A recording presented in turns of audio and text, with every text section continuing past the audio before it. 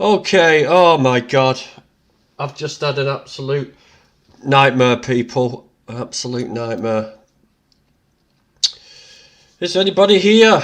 Looks a bit empty out there. It looks like it's just me and the wind. But anyway, we can always watch it on the replay. But I did have my new mic and I've broken it because I'm dumb. Because that little input at the back there catches on that, and when I pushed it up, the cable bent, so I can't use my brand new microphone, but never mind. Anyway, let's have a look. Okay, Michael Askew, you're always here, mate. You're always here. Today we've got a great chat with somebody over the pond in old New York. So, Hand of Hope, how are you? Welcome. Thanks for coming. Yeah, we've got a great chat today.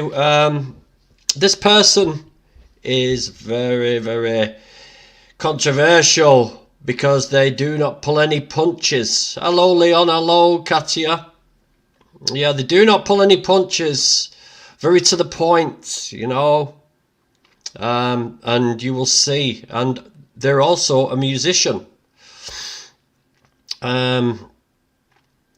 They create some amazing rap tunes, and you're gonna hear a few of them later after we've had a chat. What about Ricky Gervais coming out as vegan at last? People are saying he's been vegan for years, but I don't think he has. I think he's realised now that he can't advocate for animal rights without being vegan. I think he's just realised that, and it's dawned on him. He's got to make the plunge, you know, whatever that may be. But yeah, so anyway, let's bring on my guest today. She's all the way over the pond in New York City. It's 5 hours behind, so she should be perky and ready to go, because it's mid-afternoon for her, not like us in the UK. So I'll bring on Entice to say hello to everybody. Hello, Entice. Hello, world. There. Hello, Grumpy's World. Hello, Grumpy's World. Do you want to introduce yourself and let everybody know who you are? So it's Entice. I mean, that's my I won't like to call it rap name because I'm not a rapper. I'm just It's your stage name. It's your stage name. Just doing this for the animals. But my name is Ashley, but I do go by Entice when I do my music. I'm from Yonkers, New York, which is about 30 minutes outside New York City, which is about 4.5, 5 hours from where we are here in Ithaca, New York. Been doing activism for going on 3 years now. Been vegan for 5. Have my partner next to me. She's also an activist and vegan as well. We're both, I'm the organizer for Anonymous for the Voiceless, and she's the co-organizer for that. We actually just joined them this past May. So been working with them very exclusively. And yeah, just happy to be here with you today. Wow. I mean, 5 years, me and you together, 5 years. It's some going. Okay. You don't look malnourished. You don't look like you're gonna drop dead anytime. Yeah, I've been doing a lot of my reels from the grave. Been that's doing it. a lot of studio time from the morgue. So yeah. Definitely. Well, listen, let's just show people your social medias. If people want to jump over and hit a follow, let's move my phone away from my microphone. That'll help. This is your Instagram. Share the screen. So this is the Instagram. AV Yes. Vegans, Ashley and Carrie. Yeah? Or Yes. is it Carrie? Carrie Ann. I'm just Carrie kidding. Ann. She hates that name. Don't ever call her Does she? that. Oh my god. You shouldn't tell me things not to say. So this is your Instagram, and you do a lot of activism on there. I'm going to link that in the chat, so everybody can Yeah. hit follow Yeah, we and actually look just at some started of. it this last summer. Actually, a little bit right before we joined AV. That's hence the name. So we actually just started our Instagram. So everything is just kicking off. This is all, well, not, I wouldn't say it's all brand new because, like I said, we've been doing activism for a while. But this is how we're doing it. The structure of it. This is all brand new. So Well, excited. to say it's brand new, it's just an immense page. It's a great page. You do a lot of pieces to camera as well, which takes a lot of guts. Yeah. Definitely, because the minute you start putting your face on there, for some funny reason, people want to sort of troll you when they Of put when course. yeah Of they can't course. troll an anonymous person, so it does take No. a lot of guts to put yourself out there, and obviously you knew what you was putting yourself into, Yeah. and you realise. Hello, Leon. How are you? Leon's finally unhomeless, if that's a word. I've just made it up. Hi, Leon. And you've also got a YouTube channel which has a lot of your music on there as Mhm. well as certain videos. But we'll share that in a short Yeah. while. Do you have the So Facebook as well? I don't think I shared that with you, actually. I do have a Facebook, yeah. Well, my Facebook page. So let me just see if I can bring that up. I didn't know if I shared that with you. What is it on Facebook? Um, it's just my name, actually. My whole government name. Oh, your whole government name. Yeah, your Yeah. given name. Right. Well, we'll Yeah. search that one out later. Yeah. Cool. So, like, come on, let's do it. Let's do what we were here to do. Let's find out about Entice, Let's get it. okay? Because that's what I want to know about. I want to know about Entice. I want to know what makes you tick, and let's have a look. I've literally just come across one of your videos yesterday and shared it on my Instagram. It really touched me. It was beautiful yet heartbreaking. The video was so powerful. Thanks for Oh all you wow. do. Teresa, is that Entice's or mine, or which video is it? Just let us know which one it was. Thank you. GVG, it's why I stay anonymous. I'm doing all right though. I've been slowly putting the pieces of the house together. Tiresome work, mate. Well, it is, my friend. So yeah. So you grew up in the US of A, in I the New did. York area, or Yep. somewhere else? Yeah. Tell us about your family life growing up. What was it like? Was you school? Was you a good Yeah. pupil? How did it go at school? Yeah. So in my household, I grew up with my mom and my brother. That's who I was raised with. I was always a good student in school. I actually graduated college cum laude. I wasn't top of my class in high school. I would say I was like, I don't know. I don't remember the number, but I always did well in school. My mother, she instilled that within us, not only to have a good work ethic, like having summer jobs and things like that, but she always made sure that we always stayed on our homework. Always had to do extra work that it wasn't even school related. She would go to like the bookstore and get like these SAT and like math books, and just she would just have us do that, and she would like grade us at home. So it's just like school after school. So she instilled that within us as kids. So, and that definitely still lives within me today. So I did not grow up vegan. I did not grow up vegetarian. We did not grow up with animal rights in our household. So it was just a typical household. Mm. We had flesh meals. I also grew up in a religious household. We attended church very often, 3 to 4, maybe even 5 times a week, going to Bible study or choir practice or after church services. And as I look back on that, it kind of pains me because a lot of our meals at home, a lot of our meals at church, it always revolved around suffering, and we Mm. prayed over that, which was an inspiration for my Christmas song that I did before the Mother's Right song.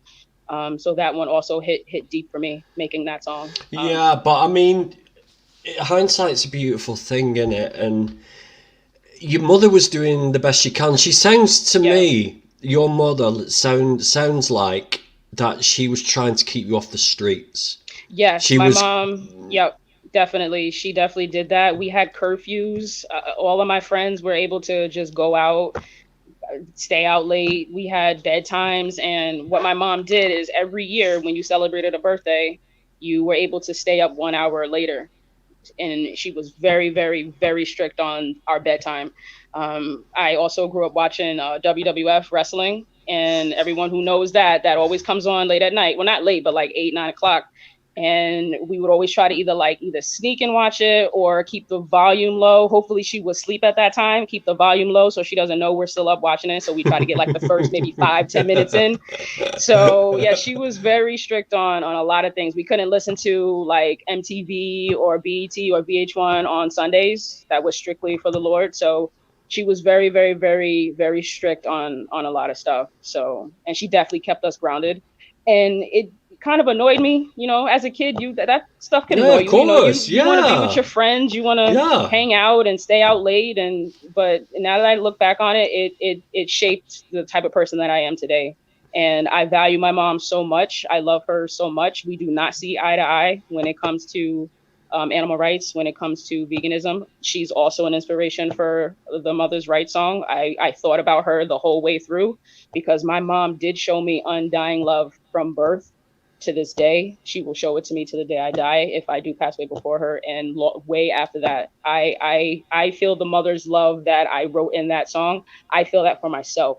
So when I see mothers contributing to that, and I know the type of like the bond that is, and mothers destroying that bond, it really pains me. And my mom is one of them. She is not vegan, and we like I said, we don't see eye to eye when it comes to this, but hopefully she'll come around. Well, listen, I'll tell you what, seeing that we've gone so deep into that and you've explained how much of this has gone into the song, should we play that song now? Go for it, yeah. I did just get really deep right there. Like You did, and that was great. My heart was wrenching for you. It was like, wow. But listen, folks, we're going to mute our mics. We're going to put this video on. So just before we put it on, sorry, Entice. Yeah, go for it. Before we put it on, where do you record these? Do you buy studio time? Do you do the music yourself? What is it? Sure. So yeah, let me definitely give a shout out to my producer, Don Bard. He owns DMP Studios, Destiny Media Studios here in Ithaca, New York, or Dynasty Media Studios, sorry, in Ithaca, New York. Actually, no, I said DMP. I don't know what the P stands for. Basically, he's in Ithaca, New York. He's my guy. I don't know what the acronym stands for, but anyway, he I record at his studio. It's you pay per hour. So yeah, I was actually researching studios, and what's so funny is I was researching studios to use in Ithaca, and the first person that I found, it wasn't him. So I was emailing this other studio, they never replied. So I just moved on from them, and then I contacted Don. He immediately replied, and then that's how I started really connected with him. But had that first studio connected with me, I don't really know how the quality is. He said that those other studios are not like him, so I'm totally glad that I found him. So yeah, definitely. He's amazing. He is amazing. Well, let's do this then. All right, drop it.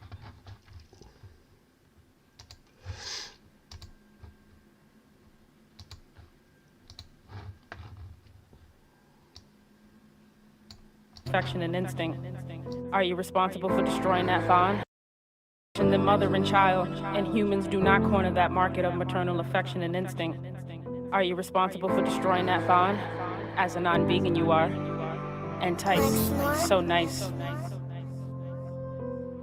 Why they take my baby, baby? I just want my baby, baby. Why they take my baby, baby? I just want my baby, baby. How'd you feel giving birth for the first time? Looking in their eyes, you see sunshine. When you heard the sound of the first cry, look around your family so close by, no time for playing games. Family life kicking off, everything in your range gonna change. Got the wallpaper ready, got the blankets with the teddy. Dapper bag already heavy, speed dial already for your bestie. They gon' be right by your side, even if you're lefty. Protect your new king like a chess piece. Or if she's a queen or anyone between, it's a blessing. But hold up, wait a minute. Reality is, that's not how you living. It's called a rape rack and you sitting in it. Tied up, can't move, shit and pissing in it. Or you looking for your man, it's gonna be a minute. They gotta get it seeming so they can fist you with it. Electric shots to his balls, and it's how to get it. Yeah, he's tied up too, he can help you in this. Never scream so much, can't believe you in this. There's no one around that can save you in this. Your life is so dark like a sip of Guinness. And it's about to get worse what you about to witness. What a long dream. Gotta let my job know that I'm out and I'm on leave. Gotta get ready for prenatal therapy. Lamaze breathing class, it takes care of me. Honey, get the schedule, tell me what's next for me. Don't wanna overbook, can you write the check for me? Why is the man from my dream standing next to me? Oh, it's not a dream, what else can he take from me? Oh, nothing much. Just a baby that you carried inside you for 9 months. Felt your baby bump, can't wait for that first touch. Want them in your arms, can't wait for that first clutch. Chain around your neck could affect, make it all tough. When you enslaved, can't move this butt so much that you could do, you try to fight so tough. Try to get out so bad with no luck. Why they take my baby, baby? I just want my baby, baby. Why they take my baby, baby? I just want my baby, baby. Oh, here we go now. Doctor says push, got the fam, got the whole crowd. Screw what they said about your honey with your low count. It's just you and I, we gon' do this, we gon' show him out. Oh, I can see him, please let me have him. Why are you taking him? Oh my God, you stabbed him. Right, I'm enslaved, no family around it. All I have is anger, depression, and sadness. I wanna hold him one time in his madness. All I see is blood springing out like a mattress. What's on my chest poking me like a cactus? On a machine, milking me as my status. 4 times a day, they doing it. I just wanna die if I'm choosing it. That's on the list too, again, I'm doing it. I'm back in this rape rack and I'm losing it. Finally heading back to my house.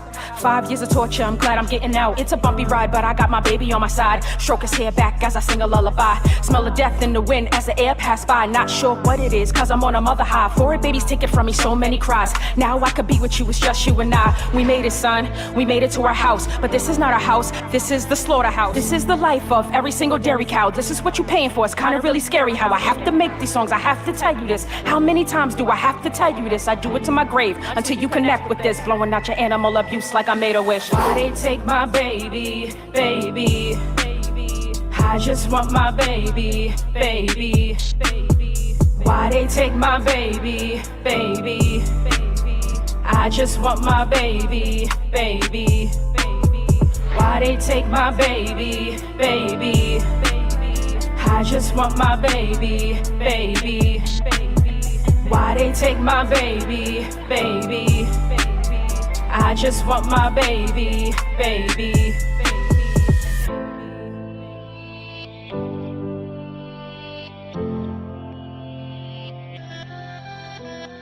Worst scream I've ever heard. A mother cow on a dairy farm.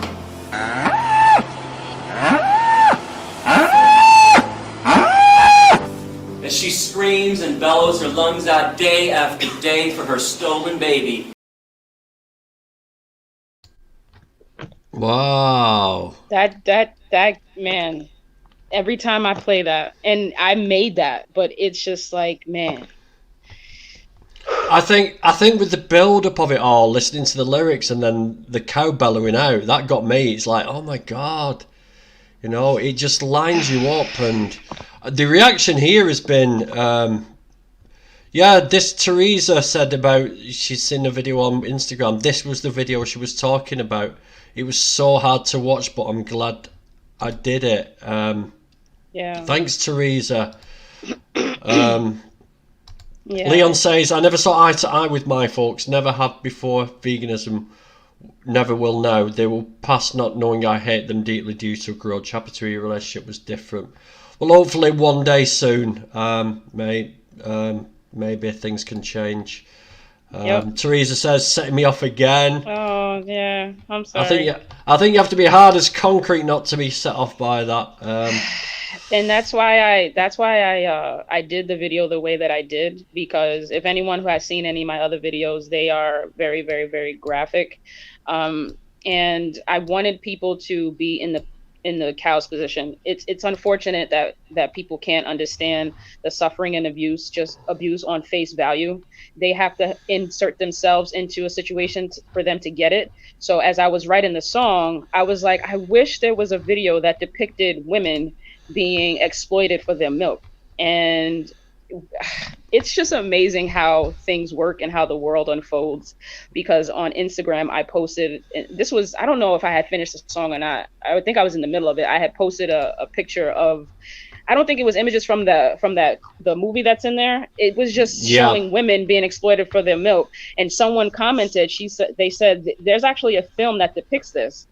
And she gave me the film name, and I was like, oh my God, this is exactly what I need for the video.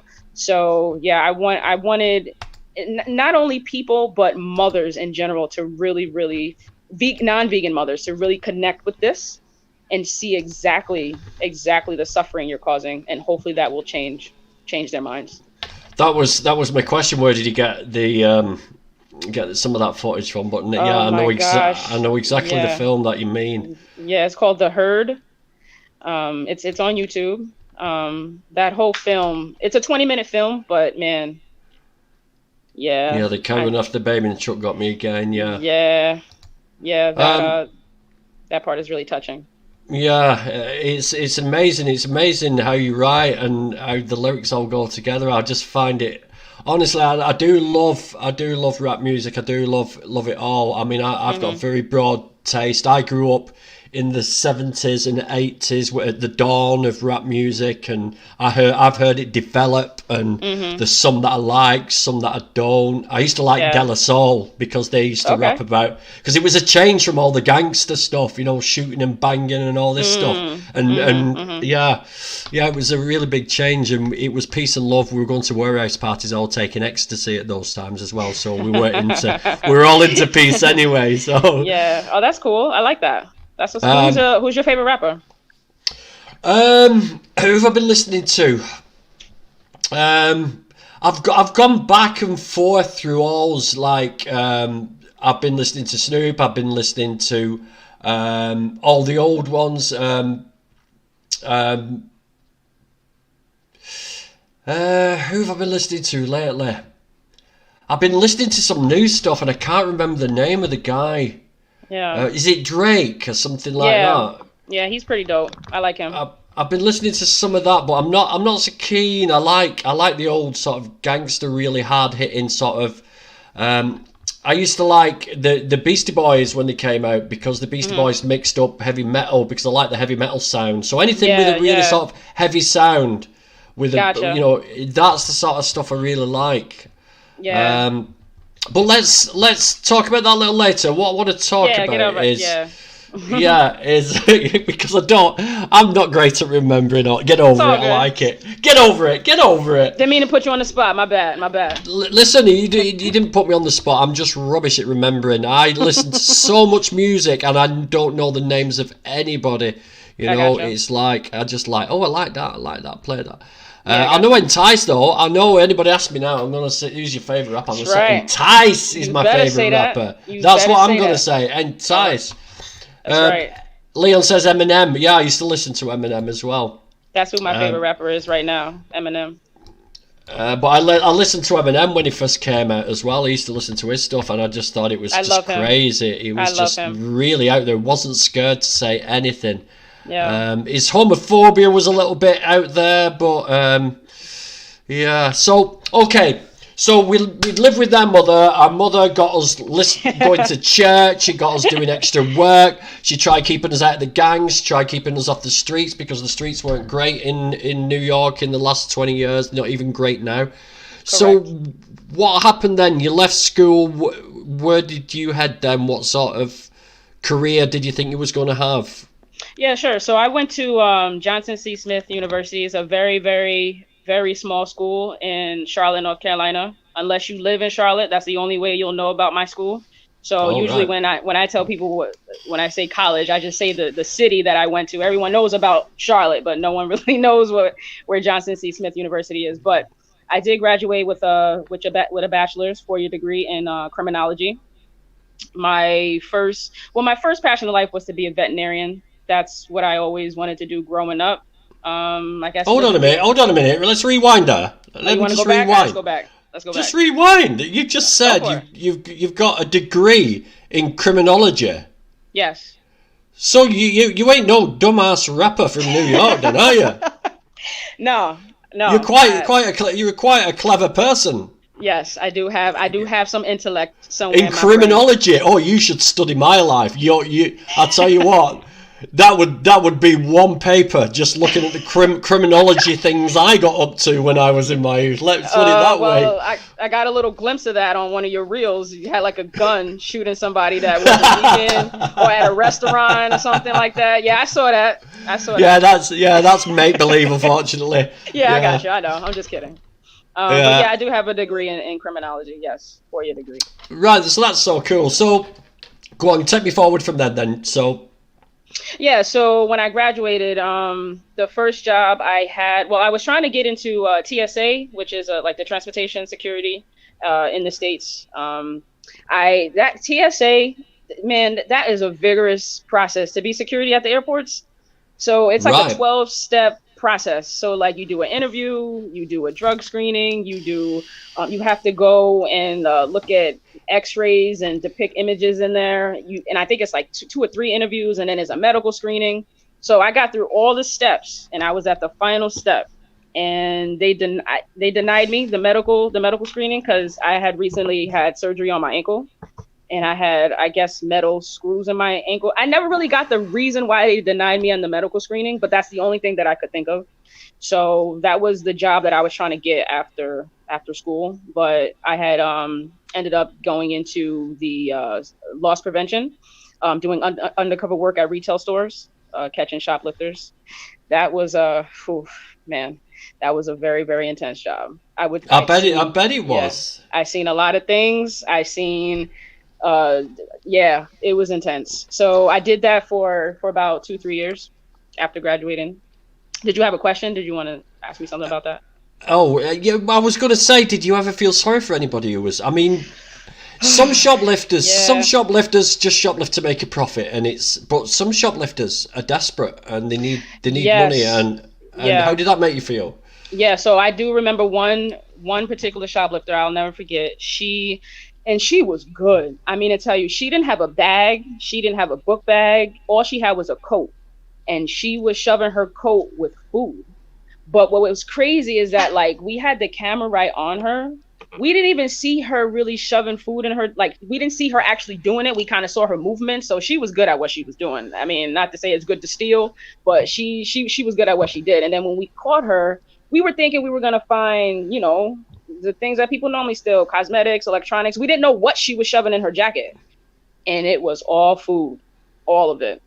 And that really touched me because she probably had a family to feed. She probably couldn't afford food. But that was probably the most touching. She didn't have any kids with her. That was another thing that used to like kind of touch me a little bit, is like parents that used to use their children to steal. They would like stick things in their bags or stick things in like their diaper bags. And then when we would apprehend them, we would have to arrest the mother, and then the children would have to like be picked up by someone else. So they would see their mother being taken away in handcuffs, and they're in there and just bawling their eyes out. So yeah, those type of scenarios weren't fun at all. Seeing that whole situation unfold. This is live, yeah. It's not Entice herself typing. It's a PA. It's a PA in the background. Oh, my bad. Doing the yeah, I should have said that. My bad. I should have said that. Yeah, because my hands are free, so no magic over here. She's there. Yeah, it's me. It's me, Gary. It is me. Yes. I'll give you a little glimpse of her. She right there. Yeah. I hope you're sober anyway, Trash Carcass. It's unusual for Trash Carcass to be sober. She's a raving alcoholic, honestly. She really is. Yeah, she'd probably steal whiskey and vodka from your store. That's what she'd probably do. She'd probably come in with a pram with a baby doll in and like just stick it. She is drinking. I'm drinking. Right yeah. Now, yeah. Oh, surprise! I love Trash Carcass. She's superb. I love her. She's a darling. Absolute darling. So at this point, we're still not vegan then. We're still not vegan. We're catching shoplifters and we're yeah. Yep, so yep. So how old are you now? Sorry, can I ask you your age now? You don't have to tell me. Yeah. You can give me a roundabout sort of thing. But Yeah, so every time when I usually just want to answer, but when people ask this, my partner jumps in and say, well, why don't you guess? So I'll just say it. Why don't you guess? Oh God, I hate this. I'll just go for Carrie, Look, Carrie, please. I wouldn't be offended if you say something outrageous, so it's fine. You won't be offended. Well, it doesn't matter whether you're offended or not. You can't do nothing. You can't get me over here. You've got a long swim to come and get me. Let's put it that way. Look, I'm from New York City, so I may not have been in the streets, but my family, there's people in the streets right now. So. Right, listen, right, people, put your guesses up. How old is Entice? How old do you think? Okay. I've got an idea. I think you're late 20s. Okay, that's cool. I want to know what the people say. Then I'll Right. answer. Come on, people. Put your numbers up. Get the numbers in the chat. Let's see.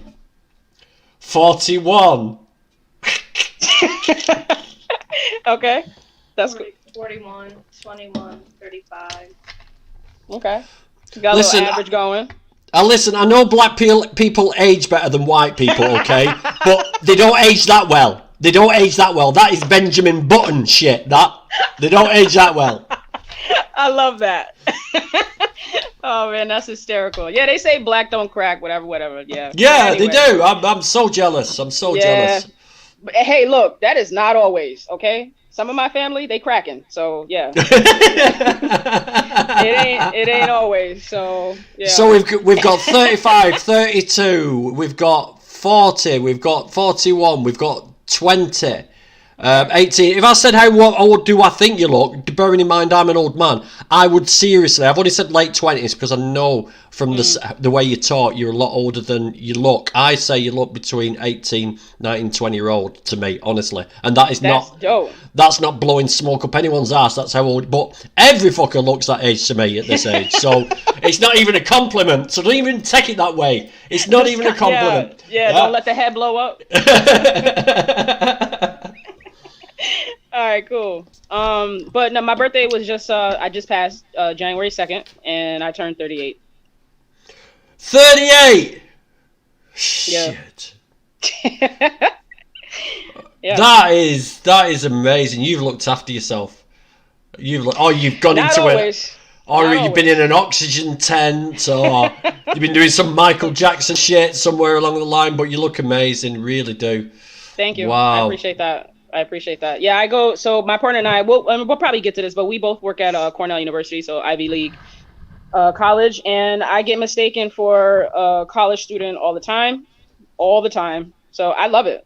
I'll take it. I was college- late. I was a late bloomer.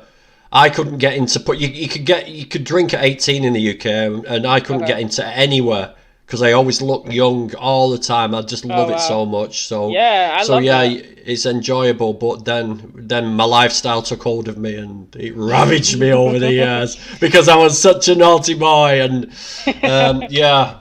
But wow, so you've lived a life. So you're not a kid. Let's put it that way. You're not a kid. No, pretty much grown. I wish I was 18 again, but those days are long. Oh, gone. never. No, not for me. Well, maybe No. not 18. Maybe like early 20s. I would love to go back. I'm loving the 50s now. Do you know why I'm loving the 50s? Because Go for it. I don't give a shit, and people don't expect me to give a shit. You know, Love so I get away with murder. It's like being a kid again. You know, you can get away. Oh, don't worry about him. He's old. He doesn't know what he's talking about. Just an Fuck old you, man. man. Nice. So let's move forward a little bit. You got out of security. What happened in your 20s then?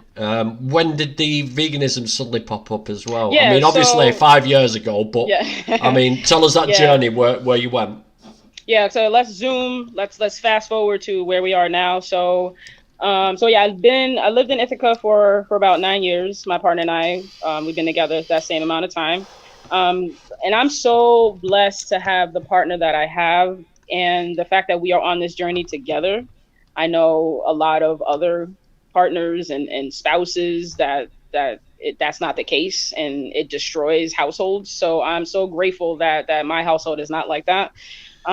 So I would say about 5 years ago, because I used to be a lot bigger than I am now. So and I'm not even going to sugarcoat it. My veganism journey did start on a health basis, because we watched What the Health, and that was pretty much the turning point in my mind as far as food goes. And then I started going on I would say a strict diet after that, and I lost about in total now about 120 semi pounds. I used to be about 300 pounds. I used to not say the number. I'm just gonna throw it out there. I used to be about 300 pounds. So, but after watching What the Health, we then watched these two other documentaries that are no longer on Netflix. They're called Vegucated and Food Inc. Have you seen any of those two? No, the reason I'm opening my mouth is right. Yeah, I was wondering what I say. I'm sorry. Right, well, to English people, £300 means nothing. Okay, so I've converted it to stone, and you were 21 stone, and that is like, whoa. Oh, it's like, yeah. I just realised now wow, you've done amazing. Yeah, it was. I should have sent you some pictures so we can like flash before, after. But this is not about me. You know what I'm saying? It's about the animals. So anyway, but yeah, but it is part of the journey, though. You know, because I went down that route of. You see, there's a lot of controversy going on in the vegan world at the moment, and it's about it's got to be about the animals. People should go vegan overnight. You shouldn't be going vegan for health. Yeah, we know all this now with vegan. But pre-vegan, people take a different road. And if we can get people on roads, it doesn't matter which road they're on, whether they're on the environmental, health or animal road. We've got to get them on that road first. And then we can deal with the ethics later. And I know it's a bone of contention with everybody, but that is real life. You went on this journey because of health. I went on this journey because of health. There's a hell of a lot of people gone on the journey because of health and become brilliant vegan activists. Yeah. So to me, it's, it's a funny one. I would say, it wasn't a long health journey. I would say we watched What the Health, and I would say just a few short months after that, or maybe a month or so. Like I said, we watched those other two documentaries, and then Vegucated. Oh man, I actually just rewatched that.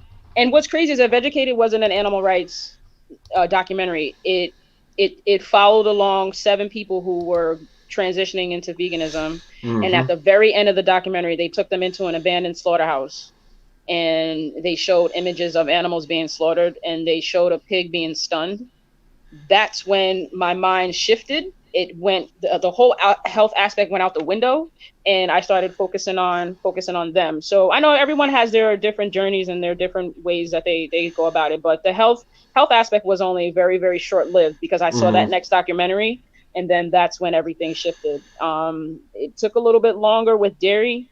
And what pisses me off, like, society does not make this whole shit easy for you. Like, sort of, like, everything is available online now, and more so these days. But like, and people who've been vegan for like, in the 70s, 80s, like a lot of these things like are not prevalent, like slaughterhouse footages, Dominion, the internet. So they hide a lot of this stuff from us.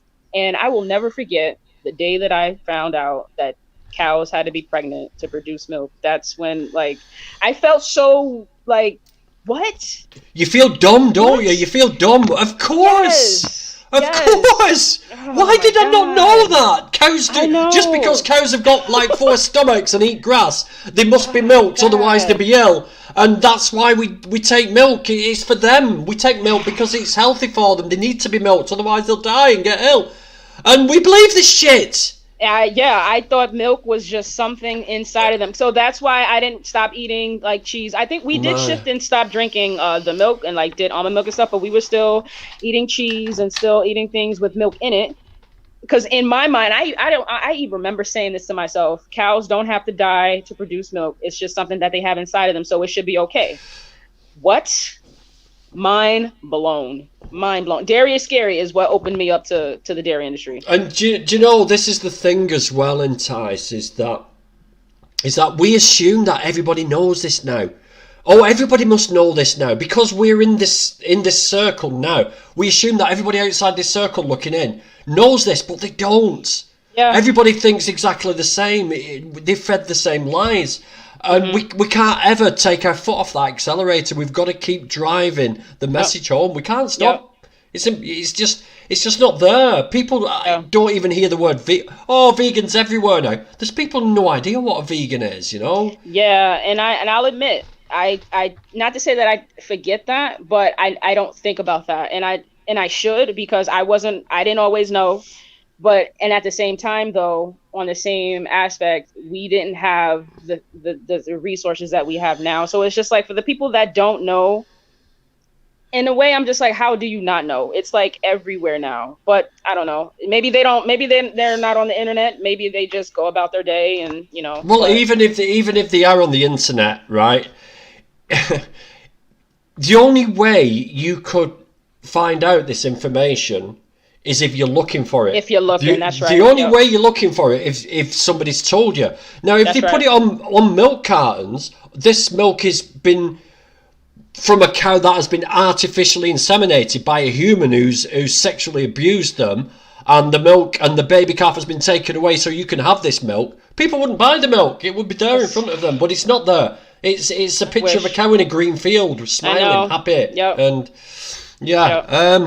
Leon says it should be about the animals from the start. They're on the forefront. Health and environment can play a second fiddle, but shouldn't be the primary. Yeah, you're quite right.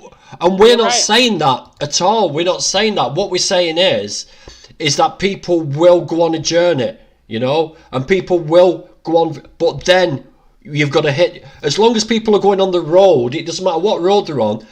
We do bring the animals straight into it. Of course we do.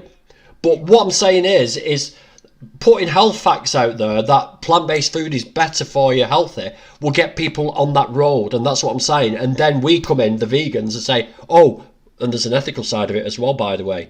This is what, you know. So, of course, that's not what we're saying. If I had have seen Dominion, or if I had have seen those other documentaries first, there would have been no health journey. There would not have been no health aspect. That's just me personally. I know someone else may be different, but there would have been no health. It probably would have been animal rights from the beginning, but I didn't see that first. What the health did not touch anything on animals. I mean, it painted a picture of like what's in our health system and the food that we're eating. And as someone who struggled with weight all their lives, that's what drew me in first. So it's just happened to be what I saw first. That's just how it unfolded. Definitely. Yeah. So what do you do now to earn your money now? What's your how do you earn your income now? Yeah, so my partner and I, we both work at Cornell University. She is a evening, weekend, and a supervisor at one of the major libraries on campus. And she's been there for about 14 years. I've been there for about 7 years. I work at one of the recreational facilities. I help people process gym memberships. I do all the accounting and the billing for the whole recreational service aspect of Cornell. So, that's what we do. So why are you not using this criminology degree then? Yeah. What's the crap with that? So when I was doing the the loss prevention and catching the shoplifters, I was working at retail stores like Target. I don't know if there's like Targets and Kmart's over in the UK. I don't really. I think we have supermarkets. Okay. Very similar, okay. But So I was in the retail sector. So I would sometimes help people while I was on the sales floor, catching thieves if someone needed help, probably blowing my cover doing that, because we would be in plain clothes, act like we're customers, and sometimes a customer would need help. I would go get something from the back for them. And the more I did that, I was just like, well, maybe I like helping people as opposed to, catching shoplifters. So I kind of transitioned into the customer service aspect, and in the hospitality industry. I worked for hotels for probably 3 to 4 years before working for the recreational services facility that I am in now. So customer service has just been something that, I don't know, I just like doing, and it's something that I still do. Cool. I mean, really, we should have got Carry On as well with you. I know she can slide busy. Over if she wants. Yeah, but I mean, we won't bring her on yet, but but because you're both sort of active. I mean, you're the more the face of the duo, the demon duo. You seem to be the face of it. Is Carrie the brains behind it? Is she the instigator? What's her role in all this? So she keeps the social media accounts looking pretty. She'll comment. She helps me with communication because sometimes I'm not the best. Like on the spot answers. She's next to me to help me with that. Who's your favourite rapper? Who's your favourite rapper sort of questions? Like, Snoopy Wolf Dog, Biggie Small Pants. Yeah. So she does a lot of behind the scenes work. So that's really her role to keep everything grounded because I don't do that. She does that. Wow. So when did the activism start? When did you started the AV? When did you join the AV? How long after you became vegan did you start the AV? And so this coming up March will be 5 years we've both been vegan. I would say the first year and a half, 2 years, it was being vegan and that's it. We weren't activists. We were just vegan. And then I would make food posts all the time on my Facebook. And the more I was on Facebook, the more I would connect with other people and the things that I would see. I was just like, okay, this is not about food. This is animal rights. And I started making posts about AR content. And what's crazy is that like I never used to be this outspoken. Actually, probably not even my whole life. Like if we want to go back to my childhood, I was bullied as a kid. I allowed people to walk over me. I didn't have a voice of my own. And I'd say that all changed very recently, to be honest. And then when it came to activism, the very, very first thought that I would have making posts, AR posts, when I transitioned into doing that was, how is someone going to receive this message?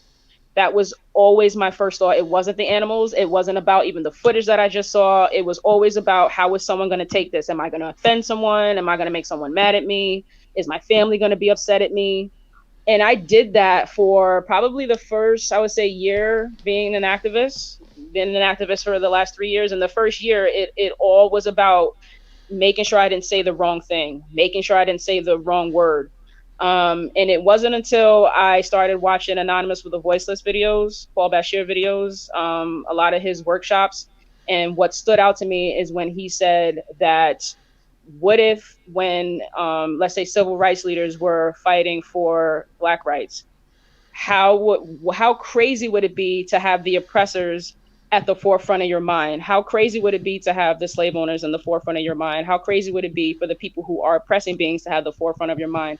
And when he said that, I related it. I had two thoughts. The first thought was, what if Rosa Parks was on the bus and like the first thought she had was, how is this white man going to feel if I stay seated on this bus? How are these people around me going to feel if I don't give up my seat? What the hell kind of crazy thought would that be? And I'm very confident in knowing she did not have that thought. And Martin Luther King giving his speeches, like, you think like the slave owners were at the thought of his mind, the first thought of his mind. So, and me being someone of color, that really hit home when Paul Bashir said that in his video. So ever since then, there is no thought of how people feel. There's no thought of how upset they get, how mad they get. I've called my own mom an animal abuser. She doesn't like it. And it is what it is. So there's no sugarcoating these days. None whatsoever. Do you know something? Yeah. Do you know something to interrupt you? Yeah. In where I live in Manchester in the UK, this is where the Industrial Revolution started. We were spinning cotton. And we had really bad conditions. We had kids as young as 6-year-old working 14-hour days, 6 days a week. We were really poverty stricken up here.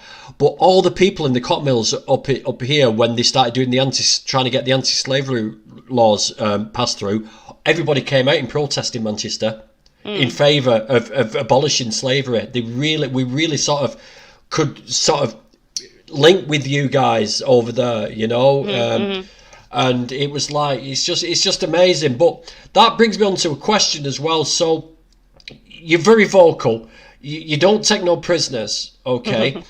So what do you say to people, firstly, being a person of colour, why aren't you fighting for black rights? Because America's shit at the moment. why you're also in a gay relationship. Why aren't you fighting for LGBTQ rights?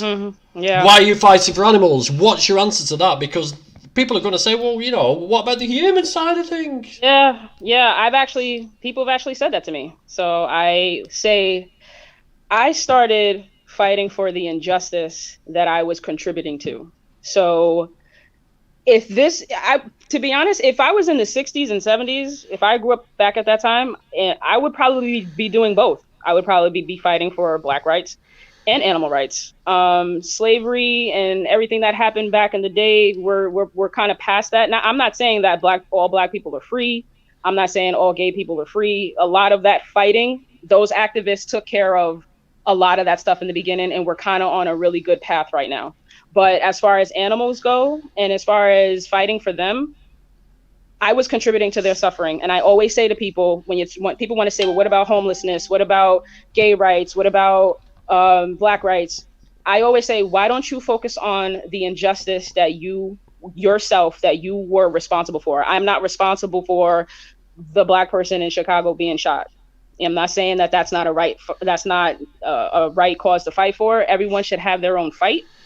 But I started with the injustice that I was responsible for, which was being an animal abuser. And I don't want to no longer be that. So I stopped being that. And everybody else that's continuing to be that, I want to be a voice for them and fight for them, because they are the most oppressed beings on this planet.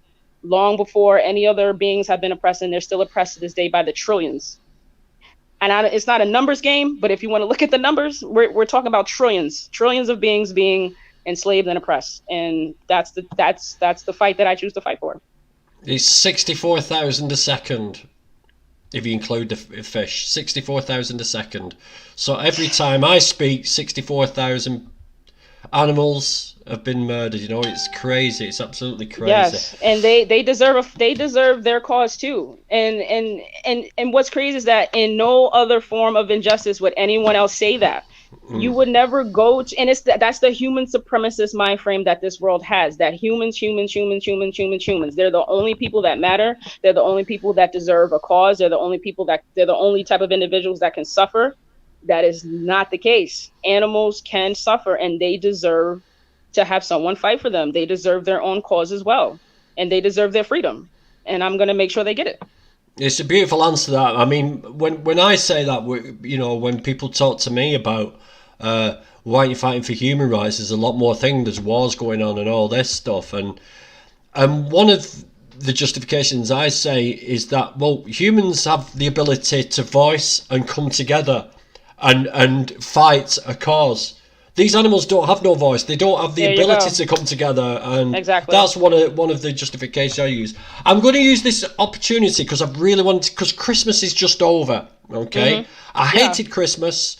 I've been very lucky. An uncle has sorted me out a bit of cash, and next Christmas I'm going away for 3 weeks over Christmas. I'm not sitting around a table in front of a murdered dead body and trying to be a smiley happy person with a stupid hat on pulling crackers. Again, that's gone.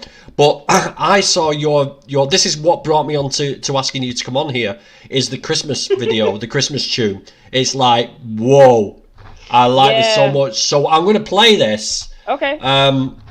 And anybody it is a bit graphic, guys. Yes, it has got a graphic warning, so if it's going to affect you, just look away and listen to the tune. But man, it's a really powerful. It was so powerful. I wanted to do a video with what you'd done as well in Tyson. I know you did through somebody else. Give me permission to do that, but I haven't got around to doing that. Maybe next Christmas. But I'm going to play this now. Yeah, I always tell people to, if you can't watch it, at least just like maybe turn the screen. But the words, you got to hear it. Let's do this. Oh, they're not gonna like this one. Not at all. But the joy about it is I don't really care. I grew up in a religious household, y'all, and I'm disgusted. Did a lot of things wrong in his name for his day. Damn, insight, so nice. They say it's the most wonderful time of the year, but depends on what's in your atmosphere. Being boiled alive, that's nothing to cheer. You about to die, that's something to fear. You about to cry, but nobody cares. Scream for help and nobody's there. He reached for that knife and that shot he's here.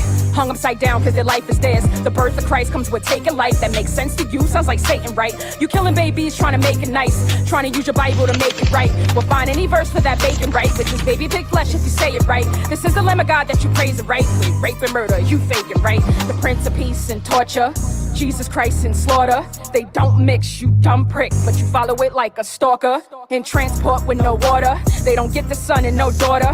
They don't get life, but I'm gonna fight. I'm gonna use these words like an author to help you see what you won't see. No Holy Spirit when they're choking on their own blood. He would choose love, but you insist on soaking baby animals in chlorine to disinfect that morphine. Your evil becomes your daily drug, and all you can say is protein. You unwrap gifts and then you eat dismemberment. Someone's whole life and you won't remember it. Jesus and death, how you gonna measure it? Cause you with the devil and this is your experiment. So not cool, so not a peppermint. Your shit like stews, how you gonna live with it? So much blood, so much pus, so much dust, and then you fuss. You say he put them here for you, but I'm here to tell you that ain't the truth. Stop killing them, stop using him just for excuse for your animal abuse, just for excuse for the violence you choose, just for excuse for the bodies you move down the kill line. How you feel fine saying yes on a dime when it's kill time? Cast Holy Spirit when you're feeling him, but at the slaughterhouse, is it the same within? Throughout all the blood, are you seeing him? You say it's right, but it's really sin. You trying to live right, but you failing him, cause you would rather be cruise what you telling him. By consuming dead body, celebrating him. How you trying to use violence, obeying him?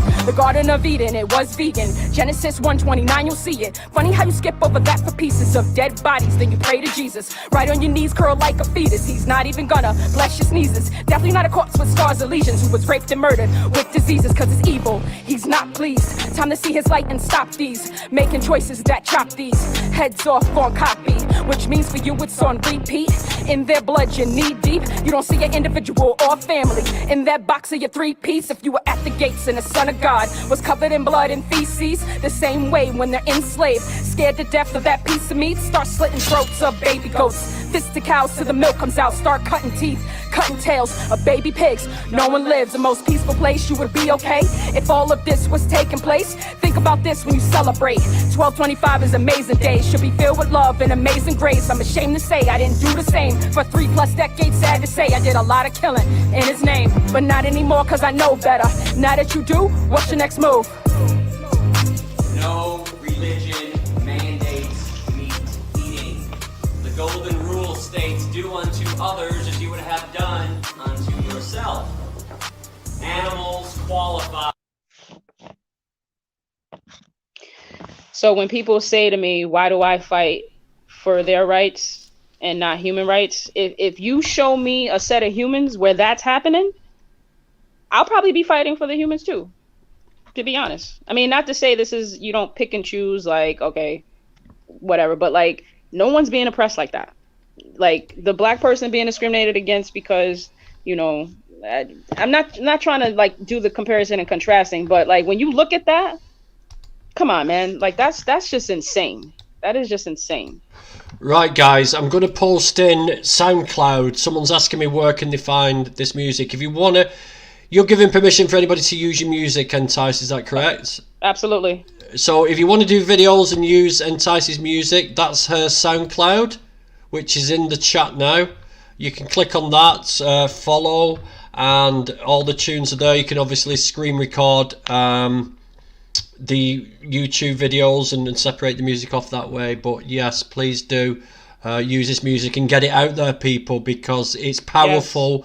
Yes. It's to the point. It doesn't. I told you we didn't. I told you. I warned everybody.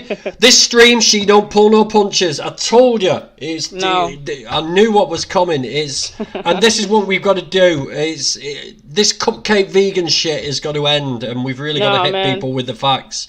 All right, they might be on the health journeys. All right, they might be on weight loss journeys. All right, they might care about the environment. But then, as soon as they're on that road, we stop them halfway before they exit and say, "Whoa! Before you leave, look at this." You know exactly. And a lot of people that always want to say, "Well, why don't you do this or fight for these rights or that rights?" No one's ever seen those things. No, and they all like to view this.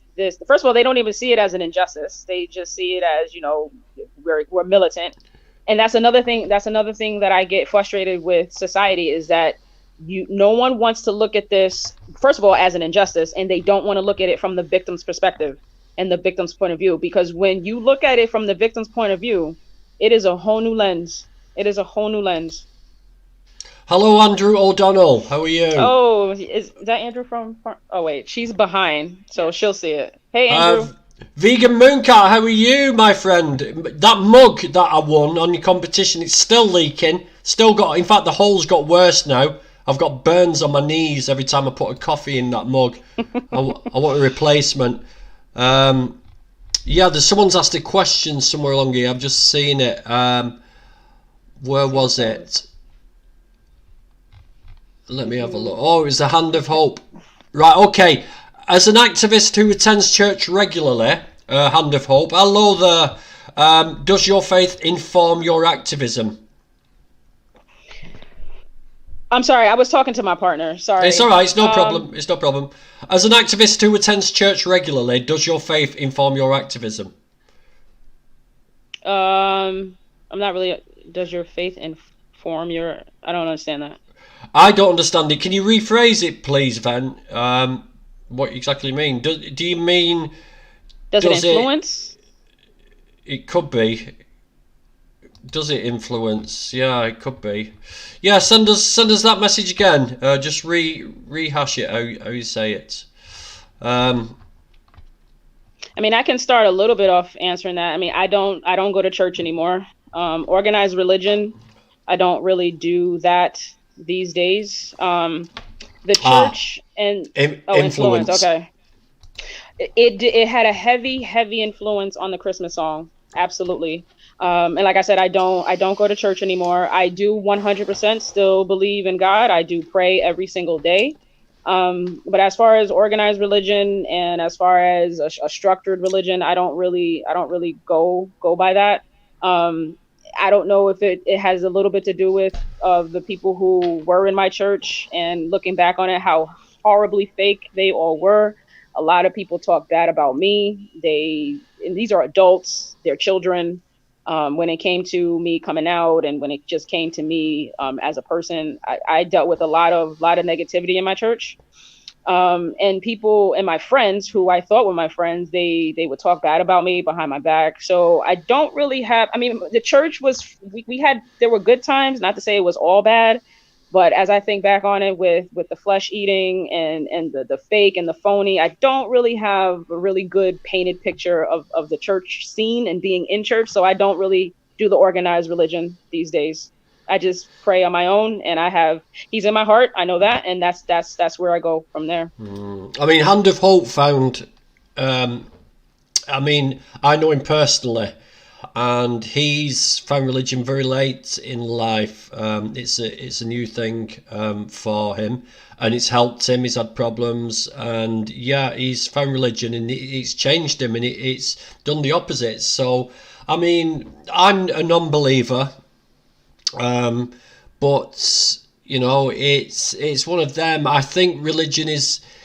I think we really need to tackle religion. Recently, we had the Hare Krishnas come round at the Festival of Light, Diwali, outside the slaughterhouse that I go to the Vigils for.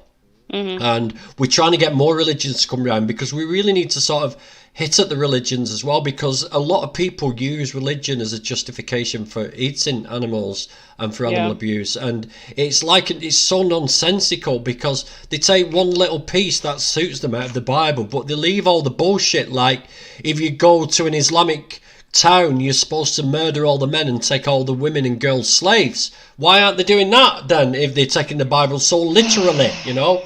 And it's frustrating. So I really think that veganism should be pushed into churches as much as possible, and I maybe agree. we should go in there and speak to the congregation, get an opportunity to speak to people and say, look, you know, would your God be happy that you're doing this? Well, you know, they're there for us, but we don't need to eat them anymore. The facts are there, you know? And still having on my Facebook I have a lot of activists on there, but I do have a lot of my past friends, past church members, all of my family. And the things that they say and they post, they say that, like, God this, God that, but then, you know, they're showing a picture of flesh or some suffering that they're praying over. So I still, the religious aspect of it still does influence. I would say, actually, let me backtrack, because I would say the religious aspect does influence a lot of my activism, because I always felt like when I first started activism, I kind of felt God was leading me down this path of trying to liberate his creations and speaking for them. So there has been a little bit of religion to influence my activism, but that Christmas song, that is 100% all of my religious teachings poured out into that song. And you can hear it as well, and there's a lot of bitterness there. I'm so mad about it. Mad about it. Definitely. So mad about it. Yeah, my religious leaders, my pastors, my mom, like I said, she wasn't a pastor herself, but she might as well have been one, because not only did we do schoolwork at home, we also did extra Bibles study. We would take a verse or write things about the verse, and she would have pamphlets of like these Bible questions. So we did that at home too. So, and I'm just like, as God-fearing as you are, as much as God is within you as he is, how do you not understand? And we've talked about, the mother aspect of veganism. We've talked about the religion aspect of veganism. And it's just like, and what's crazy is that I learned I am a product of her. She made me. I am her. And she is in my heart. She is in my mind. She influences my day to day. So she is me. I don't understand how the person who taught me to be me can't grasp this concept. It just doesn't make sense to me. And what do you think it is? I don't know. Conditioning. I mean, she must be. If you're nearly 40, she must be nearly. She's in her 50s. She's in her 50s. Actually, no. I think she probably hate me saying this. I think she did just turn 60. I think last year.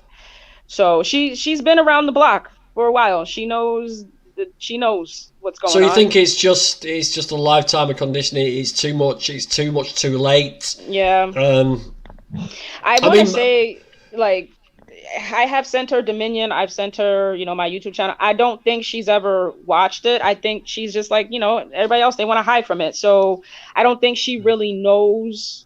She knows from what I've said. I don't think she knows from visuals. If my mom were to ever see the things that I've seen, she would become vegan overnight. I have no doubt. She refuses to learn. But it's funny. I mean, like my mum's the same. I lost my dad in September, and he was. I reckon my dad, if I'd have been vegan earlier, my dad would have gone vegan as well. He was an oil painter. He was an artist, and he was very artistic, like as I am. And it's fine. It was a long illness, and it was. If he hadn't have lived the lifestyle he had, he probably wouldn't have had the illnesses he's had to suffer through for the last 10 years of his life. You know what I mean? So if he'd have been vegan, maybe he might not have suffered the way he suffered, cancer and etc. And he started drinking oat milk and soya milk, and he cut out his cheese and everything, all that. And my mum was so anti-vegan, she could not get her head around it. Like your mother, she would not. Even if she did watch it, if she watched Dominion, she probably shook her shoulders. Well, that's what we got to do, But now she's on plant-based milk. Why? Because she's suffering with her hips and she's suffering with her legs, right? And this is what I mean when people say, you shouldn't go down the health route. But hold on a minute. Now, my mum is no longer contributing towards the dairy industry now. All right, it's for health reasons, but is that such a bad thing? Is that such a bad thing? Yeah, at the end of the day, people care about themselves. Of course, we're selfish. They care about themselves. So, and you open up that, like you said, open up that doorway, and who's to say, maybe next year she'll be vegan. Maybe. And when she sees the benefits, and this is what I mean, and then she's more open to the well, Mum, you feel better now. You've stopped the milk, you've stopped the meat, you've stopped the eggs, you feel better. Why would you want animals to be killed on your behalf, And she'll be more open to it. She's got to be. And this is what I mean. It's a hard one. I know Leon will be spitting now and calling me names. I mean, look, let me make this very clear. I do not like the health. And now that I'm an activist, I don't like the whole switch it for health. And this is my personal opinion. I don't want to offend anyone. I'm exactly the same. I don't care about that health shit. Like, and I love my partner. I love her family. They are waking up little by little and switching the things in their food and things. That she loves that. I don't care about that. Like, I don't care. I don't care about the food. I don't care about the health. I don't care about you have cancer now you want to start eating this way. That's selfish. Like, but that's definitely. That's me. But like I said, Leon, this was before. Like, I was health before this activist. This is animals only. Animals first, animals last, in the middle only. I don't care about the milk you drink. And my brother texted me last week and he was like, I just had a vegan dinner. First of all, what's a vegan dinner? I don't like, sometimes I don't even like using the word vegan, because like you're just against animal abuse. So you can't have a vegan dinner. But anyway, so he had dinner without animal abuse. He wanted me to I guess, be excited for him. There was no excitement. You own a food truck where you sell chicken's wings by the thousands per month. Like, that's what he does. I mean, he has his own journey, but that's his profession. So you're paying for chicken suffering. So no, I don't care about your dinner that you had with no suffering for the one time you did it. I don't care about that. I don't. Yeah. I mean, I get that. And I would never advocate anyone to do like your meat-free Mondays. I would never advocate. But I mean, you've got to read the room, especially when you're doing AV. You've got to sort of read the room as well. And everyone you talk to, you've got to have a different approach. That is true. And how do you work that?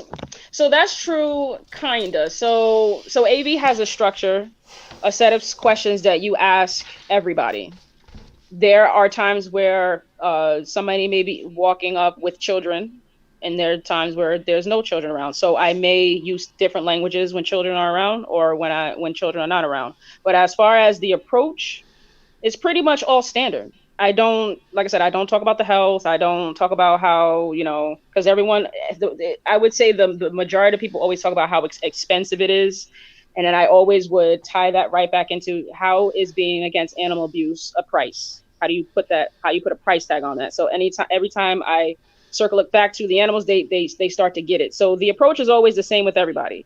The language may be different depending on who it is. So that's language is very important as well. It is very important. And I mean, I've coming around with the way of thinking of animal rights violations, and that's the basis of veganism, is animal rights violations. The suffering, the abuse they get, right, that's a result of taking away those animals' rights in the first place. We're violating animals' rights. Animals should be left alone. We shouldn't be using animals as products. We shouldn't be keeping animals. We shouldn't be keeping them as pets either. Animals should be left in the wild on their own to do their own thing. That is veganism. Exactly. The suffering and abuse is because we've decided to try and domesticate them and use them as products. That's where the abuse comes in.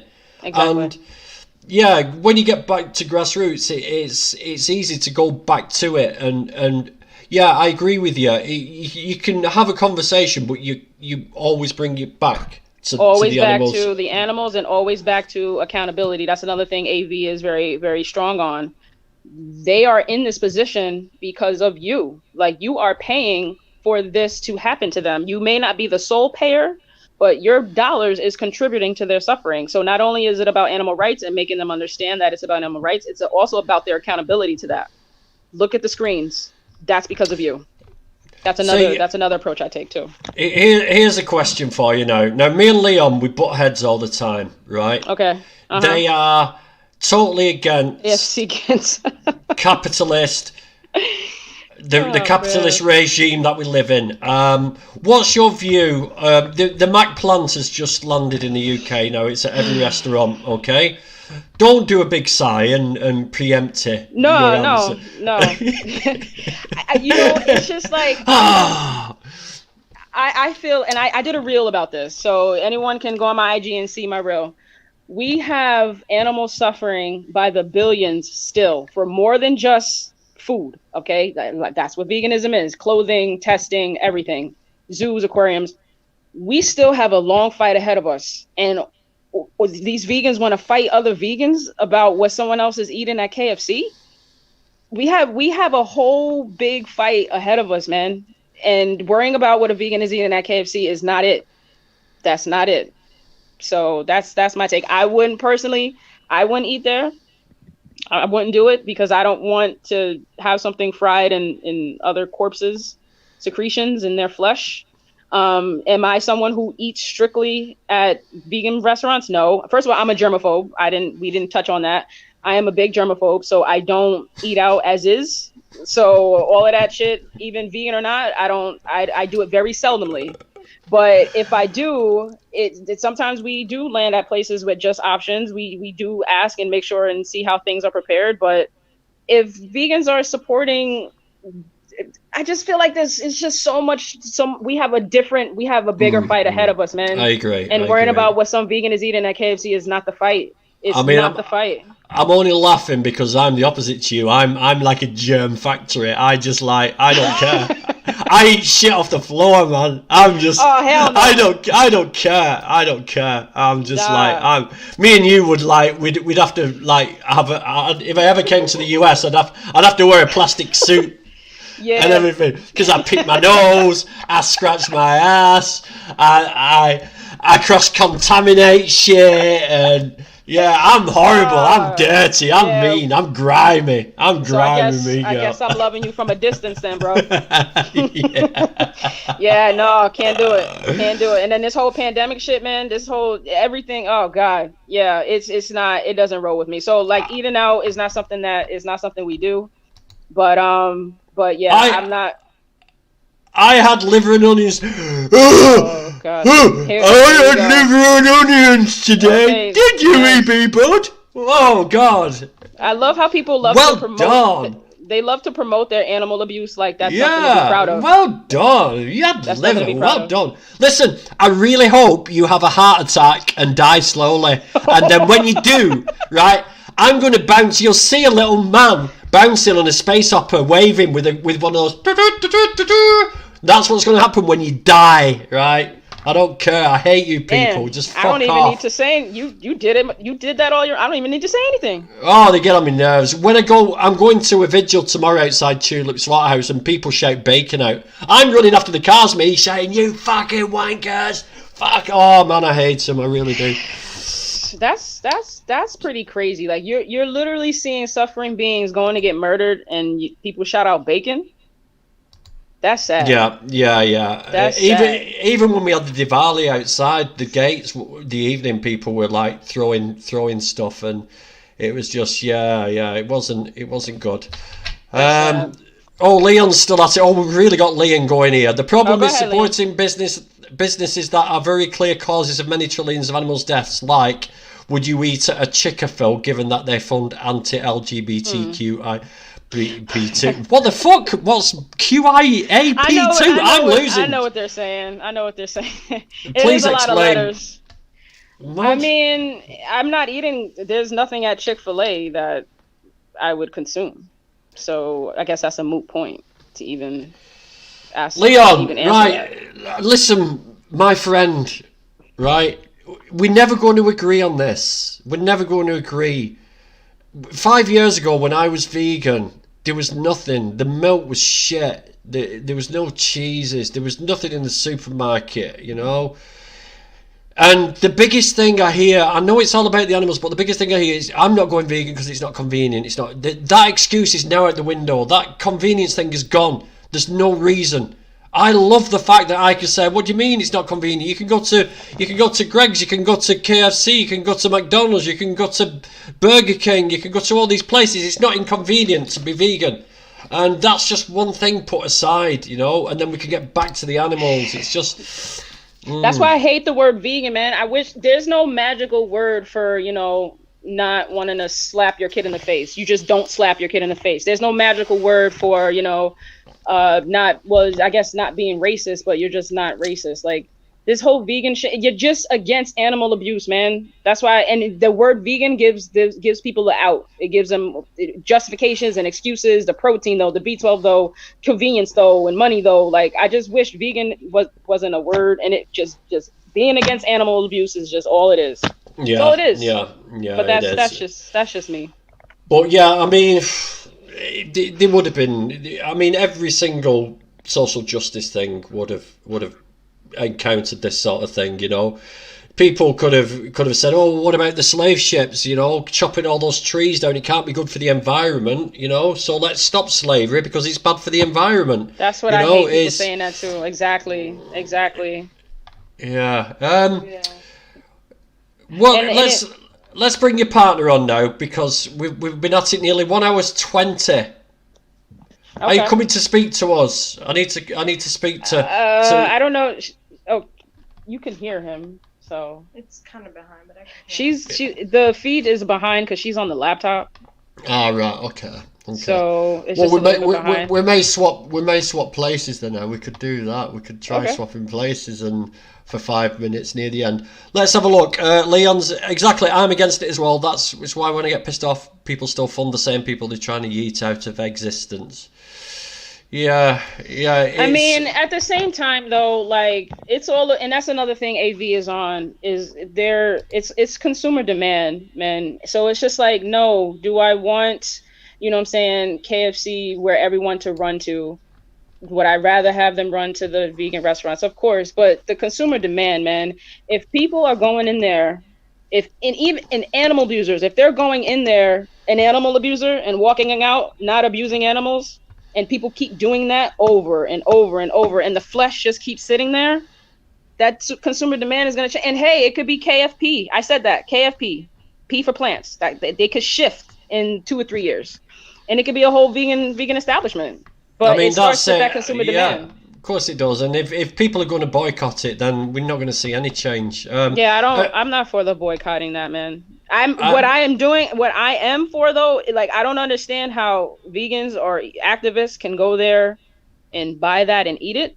That's something else. I want the animal abusers going there and buying that, eating it, changing that demand. But if you're vegan and eating that, I mean, I don't know, because like you got the pieces of the flesh all in there, and that's going in your food. And if you're eating that, like, and that's why I said in my reel, I'll question that from a distance, but I'm not going to be going in forums and comments and groups and arguing people about it. I'm just going to scratch my head from a distance, and I'm going back to the animals, straight up.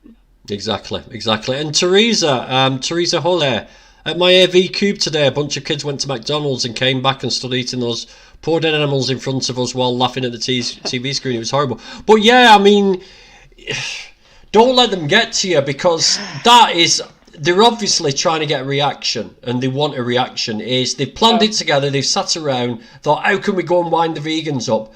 The best thing you can do in that sort of situation is just turn around and smile at them and let them see that you're not bothered. They want to see a reaction from you. Yeah. And they want to see, and it's, you know, it's just, that's what they are, kids, a bunch of kids, children. I do not engage with people like that, kids, adults, whoever, because those people are not reachable. Those people are just getting a reaction from you. And if you know, Teresa, you know the AV structure, like trolls, you should already know how we deal with them. We don't engage with them. So because it's pointless. It's pointless to even try to say anything to people like that. They are not here for the message. They don't care about it. They just want to argue and come back with you. So, and then you wasting your time on them. You probably have 2 or 3 bystanders who actually cared and wanted you to talk to them, and you just let them go by because you're worrying about what some kids are doing. Like, kids are kids, like whatever. And what's crazy is that Paul said one of his videos, like, to be honest, those are the people who will probably go vegan later, because they'll laugh at you and mock you while they're there in front of their friends, but you probably actually are showing them something that they care about, and then later on they'll convert. So, but yeah, don't waste time on them, Teresa. Don't. It's not even worth it. Have you heard of We the Free? Yeah, I have. Have you got anything going over there at the moment with that? No, they did. What's crazy is that they did a video about activists pretty much getting burned out, and how activists need to stay strong. And when I watched that video, it was kind of like, wow, that probably could be my next song. And then I sent them a message letting them know that I do AR content, and if they ever wanted a partner, and like if they ever wanted me to do a song for them or whatever. But and what's crazy is that like the next day, someone else from the group or a couple of days later, someone else from the group was asking me about joining them, but I don't really have the time for that. So I do want to open up my activism to other things. Like I did my first demo not too long ago at a horse protesting around my area. I actually have a demo scheduled hopefully soon when we can get out of the freaking horrible coldness that we're in right now. I do have a fur protest that I want to do. So I want to do a lot more demos this year. But as far as other activist groups, I don't really have the time for that, to be honest. What about vigils? Have you been to any vigils? Or I do want to go to one. My partner Carrie, so that's another part of her in us, in our connection, in our activism. She can't handle those type of images and things like that. Like when I make my videos, even when we were playing the videos right now, we'll have to kind of lower the screen. She will never go to a vigil. She'll never go to a vigil. I do want to go to one. I kind of do have a tougher shell, because what it does, it makes me angry, and it just fuels me. But for her, it's different. So if I did go, I'd probably have to go with someone else. But that is something that I thought about doing. I just don't have any around my area, but I do want to do that in the future. Because, and also when you've looked into the eyes of the victims, and then when you talk to people, they can see that you've seen it. I mean, I've worked in a slaughterhouse. Oh wow! Yeah, I can't speak any more about that, but I have. And okay, gotcha. Yeah. But when you've seen these things with your own eyes, and when you talk to people and you look in their eyes, they can see that you mean what you're talking about. I mean, anybody can talk about anything, any bullshit, and you know, and they can see that you're not being genuine. But once you've seen these things with your own eyes, and you look that person in the eye and say, "Look, I've seen this shit," they can see that emotion, they get that emotion, they get that connection, and it does help. So I would say to everybody that they should go to a vigil at least once in their life, just to, you know, just to acknowledge. I definitely plan on going. I'll never forget though, like, because we're a member at multiple sanctuaries. Well, not multiple, but a couple sanctuaries here. When I first went to the very, very first sanctuary, we visited Farm Sanctuary in Watkins Glen. That's where Andrew works. He came on at the beginning. I'll never forget looking in the pig's eyes. And now, granted, the pigs were happy, the pigs that I looked in their eyes, but it was just like, I don't know, something about their eyes when they were grazing. And I just I felt me in there. Like, I was like, you went through so much and now you're here happy.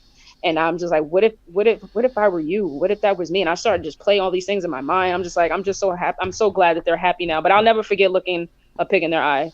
Looking pigs in their eyes and animals in their eyes on the way to being murdered, it'll probably destroy me. But that is something that I do want to do in the future. Just looking for something now. Let me see if I can find it. A friend of mine, Chris Hines, has bought one of these 360 cameras, and he's put it inside the truck, and you can actually see out of the truck as though you was in it. Oh wow! I'm gonna share screen it now, and it's amazing. It's just playing an advert at the moment. Share screen. Which one is it? There we go. That's the one. So guys, if you haven't subscribed to Chris Hines, please subscribe to him. But I'm going to try and turn the camera, and let's put it on full screen. So this, you can actually turn the camera around. So once you can do this on your phone as well, guys. So look at that. So this is the view. There's Chris himself. Oh wow! But now, isn't that a different view? Wow. Yeah, it's amazing. Oh, look at that one looking up there. Unbelievable. Wow.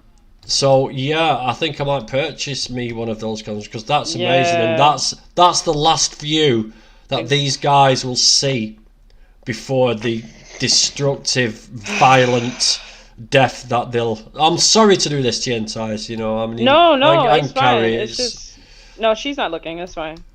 But this you can look at this. This isn't too bad, you know. No, Yeah, no. But look at that. That's like that's crazy. That's crazy. It's just not nice at all. Let's stop the screen. Yeah. So yeah, Chris Hines is going to be doing a few more of those. Yeah. Let's have a look. There are vigils for factory farmed animals. Sorry, I just joined. Right, so vigils are usually outside slaughterhouses which take every single animal, whether it's a factory farm or a country farm or a backyard farm. It doesn't matter. They're actually the vigils outside, and they stop the wagons and they look at the wagons and they acknowledge these beings as individuals. That's what it's all about, acknowledging their existence, because otherwise they'd be born, they'd be grown, and then they'd be transported straight to death, and with nobody knew that they existed. So the point of this is just to acknowledge their existence, which is really important for living beings. Oh man, right, guys, any questions? Oh, what's this? My first vigil tomorrow in Dingwall, Scotland. Dreading it, but I feel like I owe it to the animals. I deserve to feel guilt and sadness. I feel like anyone else feel that way. Yeah, it's not nice, and you'll probably end up crying. You'll probably get a tear in your eye. But it is important that you do. Yeah. And please, Teresa, let me know how you get on. Leave a comment on this video when it uploads, and let me know how you got on tomorrow. I'm have to write a song for that. You'll have to go and experience it first, and then that probably would help. Yeah, for sure. Any questions, people? Because we've been at it nearly 1.5 hours now, and I think it's nearly time to wrap it. I told you it'd go quick, didn't I? That's crazy. That's crazy. Has Carrie got anything to say, or she just want to stay off camera? Has she got anything she wants to speak about or say to us? Or here's a question for you. What's next for both of you? All right. So for this year, I'm trying to do one song per month. I mean, it's kind of like all I could afford as far as studio time goes. So I want to just keep launching these videos. We have some events that we want to do this summer. Usually AV will say to do like they hope for you to do 1 cube a month, but for this summer and the spring we're trying to do at least once every weekend. So we just want to keep doing our cubes. I want to do, like I said, more demos. I'm going to actually be leading this for a demo. The last demo that I went to, someone was leading it, but I want to lead more demos. So I would just say demos, AR songs, and cubes. That's what's ahead. How much is a session in so dollars? So $55 for an hour, and if you do 2 hours, he gives you a deal of $90. Right. Okay. Right. Stop there. Right, people. Right. If anybody wants to sponsor a song, right, and have your name on it, is there any way, Entice, people can send you some dollars, and then could you dedicate the song to them? Would that be sure. How would that sound? Yeah, so I have on my YouTube, in every description I put my Patreon on there. So if anyone wanted to do that, I would be more than happy to do a song and shout them out. And if they want to even like throw a topic out there, something that they want to hear me write about, I'd be so honored to do that for sure. Oh shit. I just did something then. You know what I'm like, I keep knocking things off and breaking things. Right, I've put Entice's YouTube channel there. But yeah, that'd be really cool if somebody wants to send over $50 or $90, and give her a subject, get a shout out. Be a beautiful gift. That'd be a nice gift for somebody. Yeah, for sure. Yeah, I'd love that. I actually never thought about that, so that's a pretty dope idea. Yeah, I only want 20% of all profits, and I will send it to a sanctuary of my choice for that. Well, hopefully, right now the beats that I use, man, this guy on YouTube, his beats, is Lexnor. I always put him in the description of my songs. His beats are amazing.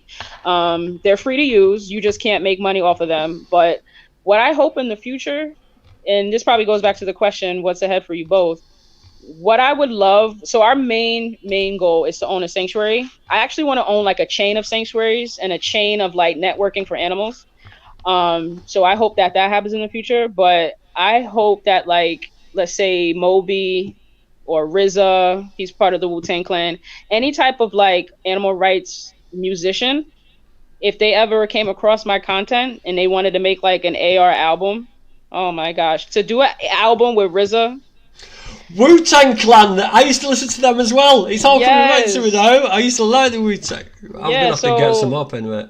Yeah, so RZA, he's really heavy into animal rights. I don't think he's done music in a while, but you know, if he ever wanted to partner with me, or Moby, if he wanted to like, you know, do some like, because I know we have different music styles. Like if he ever wanted to do like a hip hop slash, what is he, like rock, like soft rock or whatever, like if he wanted to ever like do a song with me, that would be freaking amazing to do a AR or AR. Russell Simmons, yes, he was another one, yes, or Jermaine Dupri.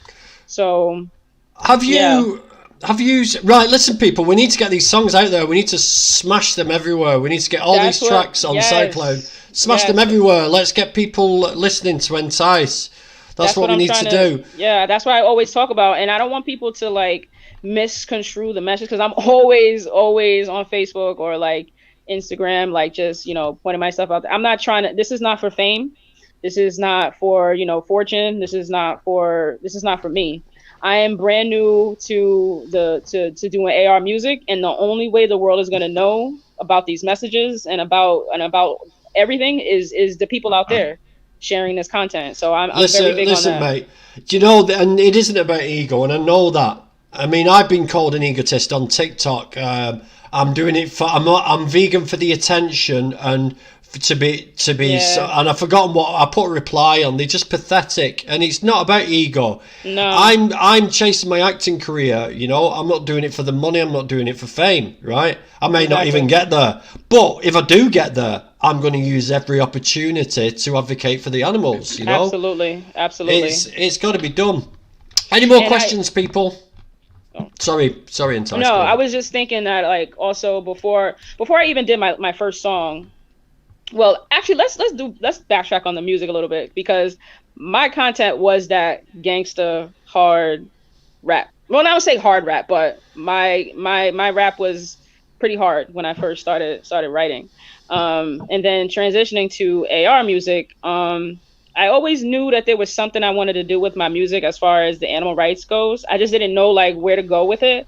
So I was just like, what if like I did like commercials, or like wrote something for like Veg News or Beyond Meat or Vegan Street or any of the top, you know, animal rights groups, and I don't want to do it for money, but if I were to get some dollars from that, it's all going into funding the animal. So that's interesting that you say, well, not interesting, but exactly how you say that. If money did happen to fall in my lap because of this, it would not be for me.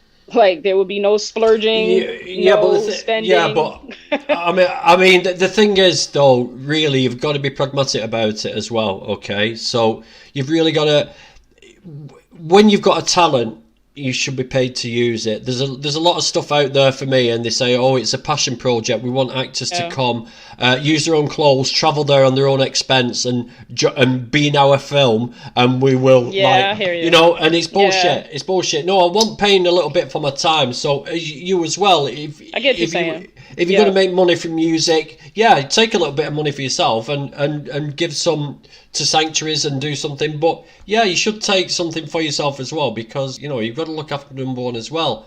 It's not all about, it's not being selfish, looking after yourself. You know, you might need equipment. Like people have gifted me, and I bought things to enhance everybody's experience. I bought cameras. I bought this GoPro, not this GoPro, this body cam. So when I'm sneaking around the farms, it's like night vision. So if I do get attacked or I've got evidence, you know, I spend money on things like that. You know, it's we've got to think about people's experiences, and if you can improve, if you get paid for a particular song, and that gives you 20 hours in the studio. Go and spend the 20 hours in the studio, you know? Yeah, true. Because the studio time is not free. All of our AV equipment is not free. And, you know, they got a little credit card bill going on when it comes to the equipment that I bought. But that's fine, you know. We'll work through it. Brilliant. Wait, what? Well, listen, I think it's time to wrap up now. Okay. Because, we've got... Michael Askew says there's nothing wrong with earning some money. Should never feel guilty. Never feel guilty. Yeah. No, thanks, Michael. Not when you've got talents. But, any last words you want to say to the people out there from either you or Carrie? Sure. So I just want to say, I just want to thank everybody that has been supporting me so far. Like I said, we're just starting this off, and the support has been pouring out from people all over the world, from where you are to Australia to the Netherlands and Italy, all around the US. So the support is already there, and I just thank each and every one of you for that so far. And I just ask for the continued support. We're just little people in Ithaca right now, and we want to be big people for the animals. So that support is what's going to get us there. So I just ask people just to keep continuing to do that for me. Definitely. Stop being animal abusers, all you non-vegans watching this right now. Get that blood off your hands. Yeah, get the blood off your hands. Fucking hands. Yeah, too right. Pull no punches. Yeah. So, I was going to say something about you're saying you're doing really hardcore rap. The thing is, I've seen some like vegan music in the past, and it's like it's hippie, it's dippy, it's soft. It's like we need something like this. And this is why you got my attention. When I listen to this shit and I'm thinking, what? Whoa. Easy now. You're spitting on me from this fucking... like, what's going on? It's right. This is what we need. We need it. We need to be on trend. We need to attract a younger audience, you know. This is what we need to do. And this sort of stuff, the stuff that you do, is amazing. And I want to thank you for that. It really is. It takes a lot of guts to do what you do. Yeah, it takes a lot of guts to put your face out there, because as you know, and as you will find out, the trolls will come. They will come from under the bridges, under the pavements, from the sewers, from the drains. They pop up from everywhere, and they will try and rip you apart. They will try and discredit you. They will try and dox you. They will try everything, you know. You know, it's just like you've got to be brave to do what you and I do, and other people who put their faces out there, you know. For sure, and you've got to be strong. But yeah, listen, thanks for what you do. Thank you, and I really appreciate what you do as well. And thank you for having me today. Mate, I'd get bored and just do stupid things and get arrested and go to prison if I didn't do the things I do. So I've got to do them just to keep my sanity, you know what I'm saying? Yeah. So, well, listen, thank you, everybody who joined today. Thank you for everybody for the beautiful comments, for subscribing to Entice, for the questions. It's been great. I'm going to read up on rap culture now, so I don't ever get caught out on that question again.